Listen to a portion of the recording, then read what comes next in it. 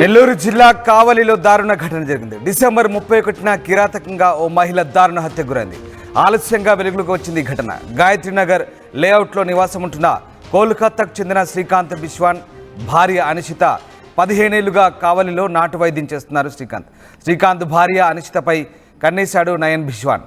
December 31న రాత్రి అనిషితపై నయన్ అత్యాచారం చేశాడు. కోరిక తీర్చేందుకు ఒప్పుకోకపోవడంతో తలపై రాడుతో కొట్టాడు నయన్. అనంతరం చెట్ల పొదలోకి తీసుకెళ్లి అత్యాచారం చేశాడు.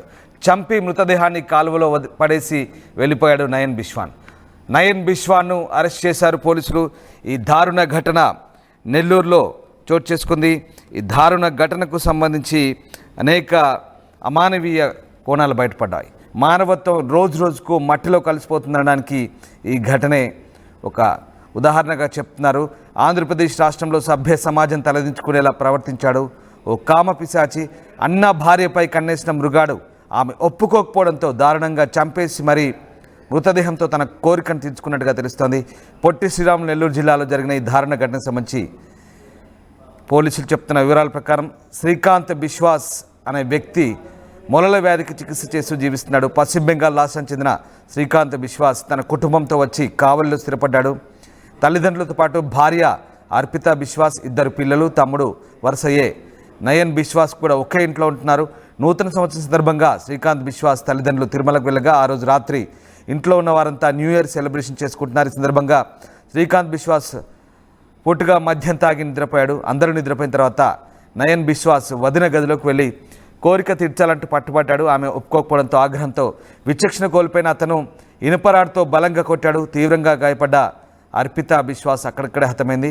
అయినా ఏమాత్రం జాలి చూపని నయన్ బిశ్వాస్ ఆమెపై అత్యాచారాన్ని కొడిగట్టాడు. కోరిక తీరిన తర్వాత మృతదేహాన్ని ఇంటికి 100 మీటర్ల దూరంలో ఉన్న పంట కాలువలో పడేసి వచ్చాడు. ఈ దారుణ ఘటనకు సంబంధించి పోలీసులు అనేక కోణాల్లో ఆరా తీస్తున్నారు.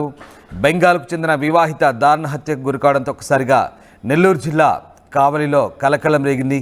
కోరిక తీర్చలేదనే కోపంతో వదిన ప్రాణాలను బలిగొన్న ఘటన అందరినీ కలిసివేసింది.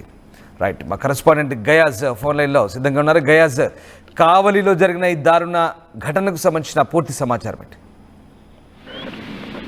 రామ్దాస్, కావలి శివారి ప్రాంతంలో డిసెంబర్ 31వ తేదీ హత్యకు గురైన నాటు వైద్యుడే భార్య అయిన అనిషిత బిశ్వాన్ హత్య కేసు ఎట్టకేలకు చిక్కుముడి వీడిందని చెప్పుకోవచ్చు. ప్రధానంగా గత 15 సంవత్సరాల కిందట శ్రీకాంత్ బిశ్వాన్, అదేవిధంగా అతని భార్య అనిషిత బిశ్వాన్ ఇద్దరు కావలికి వచ్చి కావలి శివారి ప్రాంతంలో ఒక ఇల్లు తీసుకుని నాటు వైద్యం చేస్తుంటారు. మామూలుగా నాటు వైద్యం అంటే కామెర్లు, అదేవిధంగా ఈ వేరే వేరే రకాలుగా నాటు వైద్యం చేస్తూ జీవనం సాగిస్తుంటారు. వాళ్లకు ఆసుపత్రిలో సహాయకుడిగా వాళ్ళ బంధువు వరుసకు ఆమెకు తమ్ముడు వరుస కావాలా. నయాన్ బిశ్వాన్ కూడా వాళ్ళ దగ్గరే ఉంటుంటాడు. అంటే అక్కడే ఆసుపత్రిలో వాళ్ళకి సహాయకుడుగా ఉంటూ వాళ్ళ ఇంట్లోనే భోజనం చేస్తూ ఉంటాడు. అయితే నయాన్ బిశ్వాన్ కు అనిషిత బిశ్వాన్ మీద కన్నుబడింది చాలా రోజుల నుంచి. అయితే అతను బయటపడలేదు. డిసెంబర్ 31వ తేదీన వీళ్ళంతా నూతన సంవత్సరం సెలబ్రేషన్ చేసుకునేందుకు ఒక ఇంట్లోనే కేక్ కట్ చేసుకొని చేసుకోవాలనుకున్నారు. ఈ సందర్భంగానే డిసెంబర్ 31 సాయంత్రము శ్రీకాంత్ బిశ్వాన్, అదేవిధంగా అతనికి 2 స్నేహితులు, అదేవిధంగా నయాన్ బిశ్వాన్ మొత్తము కేక్ కట్ చేయడం జరిగింది. అయితే శ్రీకాంత్ బిశ్వాన్ అతని స్నేహితులు ఆ రోజు సాయంత్రం 7 గంటల నుంచి రాత్రి 12 గంటల వరకు ఫుల్గా మద్యం సేవించడం జరిగింది. ఇదంతా గమనిస్తూ వచ్చిన నయాన్ బిశ్వాన్ ఆ రోజు రాత్రి ఎలాగైనా అనిషిత బిశ్వాన్ మీద కోరిక తీర్చుకోవాలనేది ఒక పథకం అయితే పన్నినట్లయితే పోలీసుల విచారణలో అతను చెప్పడం జరిగింది. అయితే రాత్రి 2 గంటల వరకు వీళ్ళు సెలబ్రేషన్ లో ఉన్న తర్వాత మద్యం మత్తులో ఉన్న శ్రీకాంత్ ఇంట్లోనే ఒక గదిలోకి పోయి పండుకోవడం జరిగింది.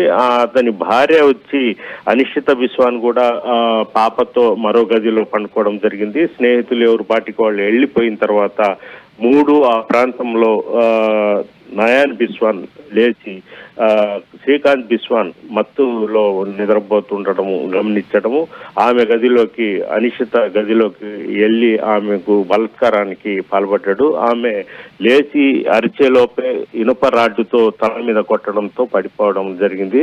ఆ తర్వాత ఆమెపై అగత్యానికి పాల్పడ్డాడు.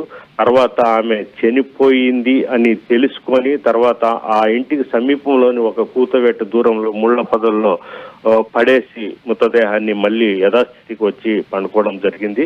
అయితే ఉదయం 9 గంటలకు శ్రీకాంత్ బిస్వాన్ లేచి చూసేటప్పటికీ ఇంట్లో రక్తపు మరకలు పడి ఉండడము, అదేవిధంగా భార్య అనిషిత లేకపోవడం, అనుమానం వచ్చి ఆ ప్రాంతం అంతా చూడడం జరిగింది. అప్పటికి కూడా ఇతను మామూలుగానే ఇతను కూడా బాధపడుతూ ఎట్టబోయింది అన్నట్టు నయన్ బిస్వాన్ కూడా ఇతనితో కూడా శ్రీకాంత్ బిస్వాన్తో కూడా ఎతకడం జరిగింది. సమీపంలోనే మృతదేహం కనిపించడం వెంటనే పోలీసులకు సమాచారం ఇవ్వడం జరిగింది. తర్వాత పోలీసులు నయన్ బిస్వాన్ ని తీసుకెళ్లి వాళ్ళ స్టైల్లో విచారించడంతో అసలు నిజాలను బయటపెట్టాడు రామ్దాస్.